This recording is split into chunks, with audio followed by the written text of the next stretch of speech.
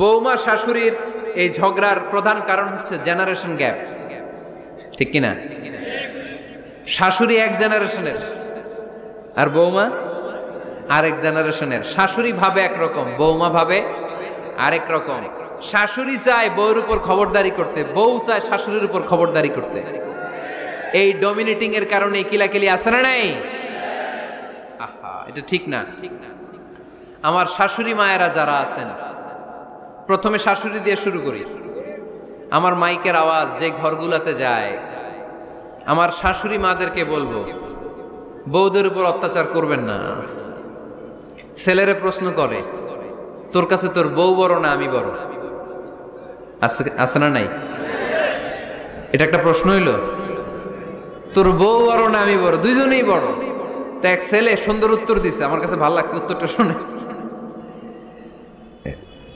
এক মা প্রশ্ন করছে, তোরে এতদিন আমি লালন পালন করে বড় করলাম, জীবন যৌবন তোর জন্য শেষ করলাম, আজকে বউ পাইয়া বউ তোর আপন হয়ে গেল? এবার ছেলে উত্তর দিছে, মা, আমার মুখ থেকে মা ডাক শোনার জন্য তুমি কি কষ্টটাই না করছো জীবনে।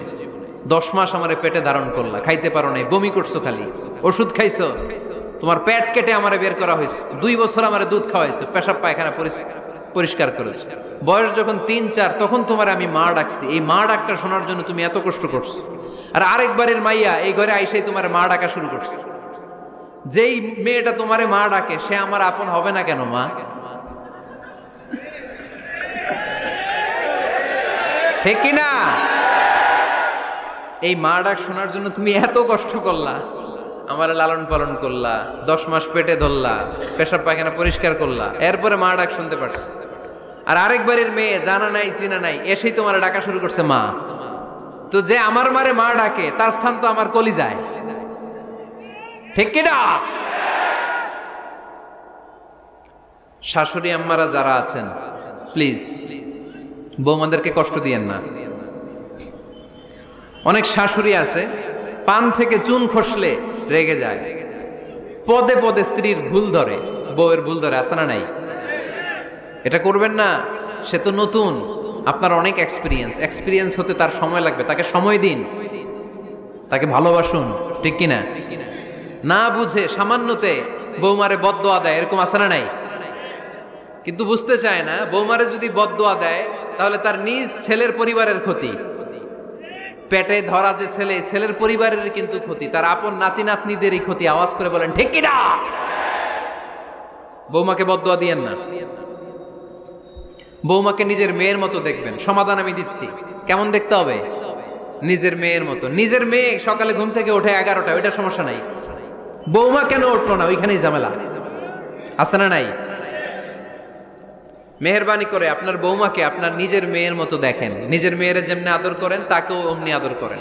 আপনার বৌমারে যদি আপনি কষ্ট দেন, মনে রাখবেন আপনার নিজের মেয়েটাও আরেকবারের বউ হয়ে কয়েকদিন পরে যাবে। আপনি যা যা করবেন আপনার মেয়েকেও তারা ওই রকম কষ্ট দিয়ে বাড়িতে ফিরিয়ে দিবে। চিল্লায় বলেন ঠিক কিনা? খবরদার, টিট ফর ট্যাট। ইট্টি মারলে পাটকেলটি খেতে হয়। এজন্য শাশুড়ি আম্মা জানারা যারা আছেন, বৌমার সাথে খারাপ আচরণ করবেন না মেহেরবানি করে। তাকে আপনি কষ্ট দিলে আপনার নিজের মেয়েটাও আরেক বাড়ির বৌমা হবে, সেও ওই বাড়িতে এই কষ্টগুলো ভোগ করবে। এগুলো যখন আপনি শুনবেন তখন আপনার চোখ দিয়ে পানি পড়বে কি পড়বে না? পড়বে। এবার আসেন বৌমার কথা বলি। বৌমা যারা আছেন মেহেরবানি করে, বৌমা যারা আছেন মেহেরবানি করে আপনার শাশুড়ি আম্মাকে নিজের মায়ের জায়গায় রাখবেন। আপনার বাড়ি ছেড়ে নতুন বাড়িতে আসছেন, তো এটাই তো আপনার বাড়ি। আপনার মা রেখে দিয়ে নতুন মা পাইছেন, এটাই তো আপনার মা। তো ওনাকে মায়ের জায়গায় বসাতে আপনার সমস্যাটা কোথায়? বৌমারা খেয়াল রাখবেন, আপনি আপনার শাশুড়ির সাথে যে আচরণটা করতেছেন, আপনার শেষ বয়সে আপনার ছেলের বিয়ে দেওয়ার পরে যে বৌমাটা আসবে ওই আচরণই আপনাকে ফিরিয়ে দিবে। The nature has its own return. প্রকৃতির একটা মাইর আছে, এটা শেষ মাইর, এটা শেষ খেলা। প্রকৃতির খেলা বড় খেলা। আপনি আপনার শাশুড়ির সাথে যে আচরণ করবেন, আপনার শেষ বয়সে আপনি একদিন শাশুড়ি হবেন, এটা মাথায় রাখবেন। ওই আচরণই আপনি ফিরে পাবেন। আওয়াজ করে বলতে হবে ঠিক কিনা? এজন্য 9 নম্বর পয়েন্টস হচ্ছে মিউচুয়াল রেসপেক্ট। সবাই যেন সবাইকে ভালোবাসি। দোষ ছাড়া মানুষ নাই, সবার দোষ আছে, আমরা যেন একে অন্যের দোষ না খুঁজি। বৌমারা, আপনাদের কানে যদি আমার মাইকের আওয়াজ যায়, অল্প কিছু টেকনিক অবলম্বন করলে আপনি আপনার শাশুড়ির মন জয় করতে পারবেন। শাশুড়িরা আসলে বেশি কিছু চায় না, আগের জামানার মানুষ তো, এদেরকে ওইভাবে হাত করতে হবে। মাঝে মাঝে একটু শাশুড়ির মাথায় তেল দিয়ে দেন, চুলে তেল দিয়ে দিবেন আর কি, মাঝে মাঝে চুল আশ্রয় দিবেন, এগুলো কিন্তু খুব পছন্দ করে শাশুড়িরা। ওনার প্রেশারটা একটু মেপে দিবেন, ডায়াবেটিক্সের ওষুধটা খাইলো কিনা সময় মতো খোঁজ নিবেন, কি পছন্দ করে খেতে একটু রান্না করে দিবেন। যেই বক্তার ওয়াজ শুনতে পছন্দ করে ওই বক্তার ওয়াজগুলো ডাউনলোড করে শাশুড়ি আম্মাকে দিবেন, ইসলামী বই দিবেন। দেখবেন বয়স্ক নারীরা মাহফিল যেতে খুব পছন্দ করে, ওয়াজ শুনতে খুব পছন্দ করে, নবীদের কাহিনীগুলো শুনতে পছন্দ করে। বসায় বসে একটু কাহিনীগুলো শোনাবেন। বাইরে বেরোলে জিজ্ঞেস করেন, আম্মা আপনার কিছু লাগবে কিনা। আর একটা টিপস আছে, চুল যখন আশ্রাবেন আর শাশুড়ির মাথায় যখন তেল দিয়ে দিবেন, তখন অতীতের কথা জিজ্ঞেস করেন, দেখবেন অতীতের স্মৃতিতে হারিয়ে গিয়েছে আপনার শাশুড়ি। কি জিজ্ঞেস করবেন জানেন? জিজ্ঞেস করবেন, আম্মা জান, মুক্তিযুদ্ধের সময় আপনার বয়স কত ছিল? ওই সময় মুক্তিযুদ্ধের সময় আপনাদের এলাকায় কি কি হয়েছিল মা? আরেকটা প্রশ্ন করবেন, মা বিয়ের সময় আপনি কেমন ছিলেন? ওই দিন দেখবেন বুড়ি আর বুড়ি নাই, জুয়ান হয়ে গেছে। ওই দিন বলবে, মা আমি অনেক সুন্দরী ছিলাম, আমার মাথায় অনেক চুল ছিল, আজকে নাই। আমগো গ্রামে আমার চাইতে সুন্দরী মাইয়া ছিল না।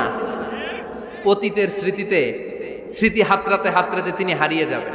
জিজ্ঞেস করবেন যে, মা শীতকালে আপনাদের দেশে কি পিঠা বানাতেন আপনি যখন ছোট ছিলেন, আপনার বাপ চাচারা কি করতো? এগুলো জিজ্ঞেস করলে উনি স্মৃতির পাতা হাতরাতে হাতরাতে চোখ দিয়ে দাঁড় দাঁড় করে ওনার পানি ঝরতে শুরু করবে। আপনার জায়গায়, ওনার হৃদয়ের মনি কোঠায় এমন জায়গায় পৌঁছবে, আপনার ছাড়া উনি কিছুই বুঝবে না। বৌমারা, এই অল্প কিছু টিপস অবলম্বন করে আপনারা আপনাদের শাশুড়ির মনকে জয় করতে পারেন। শাশুড়ি বৌমার দ্বন্দ্ব আমরা চাই না, আমরা চাই শাশুড়ি বৌমাকে নিজের মেয়ের মতো জানুক, আর বৌমা শাশুড়িকে আপন মায়ের মতো ভালোবাসুক, ঠিক কিনা? এই মিউচুয়াল রেসপেক্টই পারে শাশুড়ি বৌমার দ্বন্দ্বকে দূর করতে, আর ঘরটারে শান্তি টুকরা বানাতে। আওয়াজ করে বলেন ঠিক কিনা? কয়টা গেল? আর আছে কয়টা? দোয়া করবেন একে অপরের জন্য। দোয়া, সাইয়েদনা ইব্রাহিম ফ্যামিলির জন্য দোয়া করতেন, রব্বি জাআলনি মুকিমাস সালাতি ওয়া মিন যুররিয়াতি রব্বানা ওয়া তাকাব্বাল দুআ। ও আল্লাহ, আপনি আমার নামাজ কায়েমকারী বানান, আমার কলিজার টুকরা সন্তান ইসমাইলকেও নামাজ কায়েমকারী বানান, আমার দোয়াটা আপনার দরবারে আপনি কবুল করে নেন। সুবহানাল্লাহ পড়েন। রব্বানা ইন্নী আসকানতু মিন যুররিয়াতি বিওয়াদিন গায়রি যী যারইন ইনদা বাইতিকাল মুহাররাম। ও আল্লাহ, আমার সন্তান সন্ততি, আমার ফ্যামিলিকে ধুধু মরুপ্রান্তর এই উপত্যকার মধ্যে তোমার কাবা ঘরের সামনে রেখে গেলাম, তাদেরকে তুমি নামাজ কায়েমকারী বানিয়ে দিও। গোটা বিশ্বের সব মানুষের অন্তর আমার ফ্যামিলির দিকে আল্লাহ তুমি ঝুঁকিয়ে দিও। ওয়ারযুকহুম মিনাস সামারাত, ফলমূল দিয়ে আল্লাহ তুমি তাদেরকে রিজিকের ব্যবস্থা করে দিও। তার মানে সব নবীরা তাদের পরিবারের সদস্যদের জন্য দোয়া করতেন কি করতেন না? আবার কোরআন আমাদেরকে শিখালো, রব্বানা হাব লানা মিন আজওয়াজিনা ওয়া মিন যুররিয়াতিনা কুররাতা আ'য়ুন ওয়াজআলনা লিল মুত্তাকিনা ইমামা। ও আল্লাহ, এমন নেককার সন্তান, এমন নেককার স্ত্রী আপনি আমাকে দান করেন যাদের দিকে তাকালে আমার চোখ দুইটা ঠান্ডা হয়ে যায়। চক্ষু শীতলকারী স্ত্রী দেন। বিয়ে যাদের হয় নাই, ইয়াং ছেলেরা এই দোয়াটা করবা। বিয়ের জন্য দোয়ার দরকার আছে না নাই? প্রতিদিন এই দোয়া করবা, আল্লাহ এমন স্ত্রী দেন, এমন জীবন সঙ্গিনী আপনি আমাকে দেন, এমন লাইফ পার্টনার দেন যার দিকে তাকালে আমার চোখ জুড়িয়ে যায়।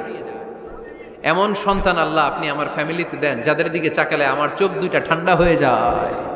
নেককার সন্তান, নেককার স্ত্রী আল্লাহর কাছে দোয়া করে চেয়ে নিতে হয়। তাহলে ফ্যামিলি মেম্বার একে অপরের জন্য দোয়ার দরকার আছে না নাই? বাবা দোয়া করবে ছেলের জন্য, ছেলে করবে বাবার জন্য, মা দোয়া করবে মেয়ের জন্য, মেয়ে করবে মায়ের জন্য, ভাই করবে বোনের জন্য, বোন করবে ভাইয়ের জন্য। দোয়ার দরকার আছে না নাই?